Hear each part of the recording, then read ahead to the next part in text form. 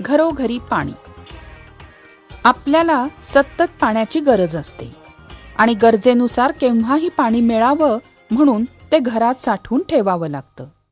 पूर्वी पितळ किंवा तांब्याचे हंडे, कळशा आणि मातीपासून केलेली मडकी किंवा रांजण वापरात होते. घरोघरी हौदही असायचे. आता मात्र स्टील आणि प्लॅस्टिकपासून पाणी साठवण्याची भांडी बनवतात.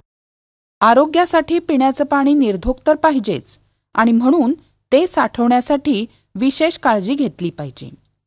पिण्याच्या आणि स्वयंपाकाच्या पाण्याची भांडी आपण झाकून ठेवतो, त्यामुळे त्यामध्ये धूळ आणि कचरा पडत नाही.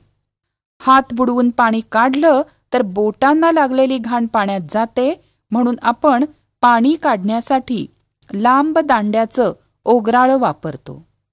पाणी काढून लगेच झाकण ठेवतो. पण या भांड्यांना तोट्या लावणं ही पाणी काढण्याची सर्वात उत्तम पद्धत आहे. त्यामुळे पाणी खराब होतच नाही. एकदा भांड्यातलं पाणी संपलं की त्यात पुन्हा भरण्याआधी ते भांडं आपण धुवून घेतो.